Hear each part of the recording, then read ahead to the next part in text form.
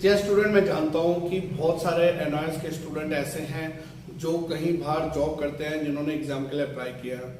कई लोग दूसरी किसी स्पोर्ट्स एकेडमी में जो है अपने आप को इन्वॉल्व करे हुए हैं, एंगेज हैं वो कोई और एक्टिविटी में, जैसे कोई म्यूजिक है, कोई जो है अपना स्पोर्ट्स में कोई गेम खेल रहा है या किसी और अदर एक्टिविटी में वो फंसा हुआ है और रेगुलर स्कूल नहीं जा पाया और पूरा साल भी निकल गया। अभी तक उसने पढ़ाई की तैयारी नहीं करी है।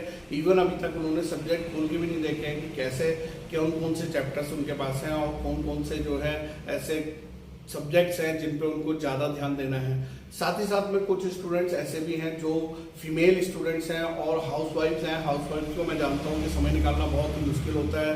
कईयों की कोई जो है मैरिड फीमेल होने के कारण उनको अपना घर बार भी देखना पड़ता है और जिस कारण से बहुत ही कम समय लगता है उनको जो है कि वो अपनी परीक्षा की तैयारी कर सके। और बहुत सारे स्टूडेंट मेरे को ये बोलते हैं कि सर बहुत समय हो गया हमें, हमने कभी एग्जाम दिया नहीं है, बहुत समय पहले दिया था, अब आदत छूट गई है, तो किस तरीके से हम एग्जाम देंगे और कैसे पास होंगे। तो देखिए, मैं आप सभी स्टूडेंट्स को एनआईएस के, चाहे आप रेगुलर स्टूडेंट है, चाहे आप जो है एक हाउसवाइफ है, या फिर आप कोई जॉब करते हैं, या फिर आप कोई जो है बिजनेस करते हैं लेकिन साथ साथ में अपने एनआईएस का एग्जाम भरा है, या फिर मैंने देखा है बहुत सारे एडमिशन हमारे पास अभी ऐसे हुए हैं जिनकी एज बहुत ज्यादा हो गई है। कई लोग तो ऐसे मेरे पास आए हैं जो रिटायर हो गए हैं, अपनी लाइफ टाइम में उन्होंने रिटायरमेंट ले लिया, उसके बाद वो अपनी क्वालिफिकेशन को इम्प्रूव करने के लिए यहाँ पर भर रहे हैं, वो भी लोग हैं। तो ऐसे सभी लोगों से और सभी स्टूडेंट से मेरी गुजारिश है कि इसमें डिप्रेस होने की जरूरत नहीं है। बहुत ही चैलेंजेबल यहाँ पर जो है नहीं होता है, बहुत ही डिफिकल्ट नहीं होता है एनआईएस में पास होना। यहाँ पर बहुत ही आसान तरीके से आप पास हो सकते हैं। आपको जो है ध्यानपूर्वक यहाँ पर ये ध्यान रखना है कि सबसे पहले आपको ये पता हो कि आपका लेटेस्ट सिलेबस क्या है, और साथ साथ में ये पता हो कि कुछ ऐसे चैप्टर्स हैं जो कि आपको एग्जाम में नहीं आते हैं। जी हाँ, वो हमने अपने एनआईएस सक्सेस मंत्रा कोर्स में मेंशन करा हुआ है बिल्कुल साफ तरीके से कि ये चैप्टर्स आपके टीएमए के लिए दिए गए थे, ना कि पब्लिक एग्जाम के लिए।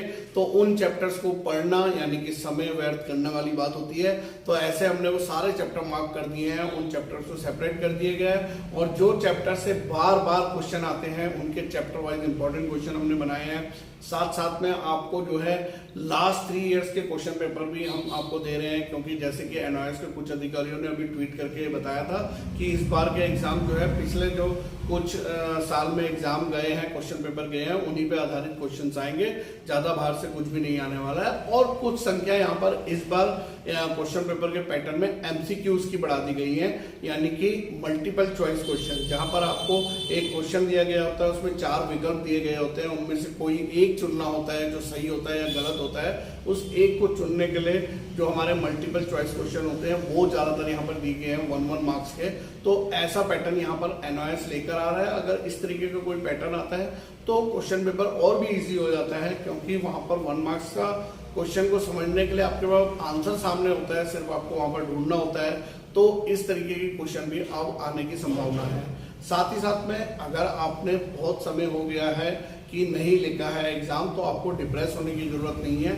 हमारे कोचिंग इंस्टीट्यूट में भी बहुत सारे एडमिशन्स ऐसे होते हैं जिन्होंने जो है समय ना होने के कारण भी उन्होंने एडमिशन लिया है, और जब रिजल्ट आया तो एक बहुत ही सरप्राइजिंग रिजल्ट, बहुत अच्छे मार्क्स उनके आए हैं, जबकि उन्हें काफी समय हो गया था, कोई परीक्षा नहीं दिया है, लेकिन उन्होंने प्रैक्टिस करी, थोड़ा सा मेहनत करा और उस मेहनत के बलबूते पे वो आगे गए हैं। तो आप सबसे भी मैं गुजारिश करूंगा कि ऐसे घबराइए मत, डिप्रेशन में मत जाइए कि हमने पढ़ाई नहीं है तो हमको एग्जाम देना कैसे देंगे। जी नहीं, आप जाइए, क्वेश्चन पेपर को बहुत अच्छे से पढ़िए। क्वेश्चन पेपर आपको दोनों मीडियम में उपलब्ध होता है, इंग्लिश मीडियम और हिंदी मीडियम में। अगर आप इंग्लिश के भी स्टूडेंट हैं और आपको कोई क्वेश्चन इंग्लिश में समझ में नहीं आ रहा है तो उसको हिंदी में भी पढ़ लीजिए, और हिंदी में पढ़ने के बाद जो भी आपके मन में विचार आ रहे हैं उसको लिख डालिए। वहां पर कुछ ना कुछ मार्क्स आपको जरूर मिलेंगे।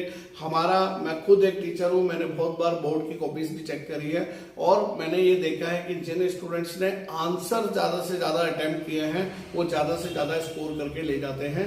चाहे उनके आंसर्स बहुत ज्यादा क्वालिटेटिव नहीं होते हैं, लेकिन फिर भी उनके मार्क्स आ जाते हैं। तो मेरा कहना यही है, कोई भी क्वेश्चन आपको छोड़ना नहीं है, आपने अटेम्प्ट करने हैं सारे क्वेश्चन, चाहे आपको उससे रिलेटेड कोई भी मैटर लिखना पड़े, और अपना जो है उसमें आपको लिखने से मार्क्स जरूर मिलते हैं कुछ ना कुछ। लेकिन अगर आप कोई क्वेश्चन छोड़ देते हैं तो वहां पे टीचर के पास कोई ऑप्शन नहीं बचता है कि वो आपको कोई मार्क्स देगा। और साथ ही साथ में थोड़ा सा ध्यान रखिएगा अपनी हैंड राइटिंग का। हैंड राइटिंग अगर आप अच्छी लगते हो तो वहाँ पे कहीं ना कहीं टीचर को इंप्रेशन ये जाता है कि ये जो है एक अच्छा ब्रिलियंट स्टूडेंट है, और उस तरीके से ही आपको मार्क्स एनालिसिस होते हैं। और इसके अलावा जो हमारा NIS सक्सेस मंत्रा कोर्स है, जिसमें हमने आपको syllabus, sample paper, last year question paper, chapter wise important question, आपके solve TMA, solve practical file और मार्क्स एलोकेशन टेबल, सारी जानकारी जब आपको मिल जाती है तो प्रिपरेशन आपकी वैसे भी हो जाती है। तो घबराने का नहीं, आप जरूर पास होंगे। VCIC गुरुजी और मैं दीपक सिंह गुसाई आपको जो है यहाँ पर विश करते हैं बेस्ट ऑफ लक, कि आपकी जो है परीक्षा बहुत अच्छे से हो और आप इसी साल उत्तीर्ण हो सके। इसी तरीके की वीडियो लेकर आता रहूंगा, तब तक के लिए बाय बाय, धन्यवाद, जय हिंद।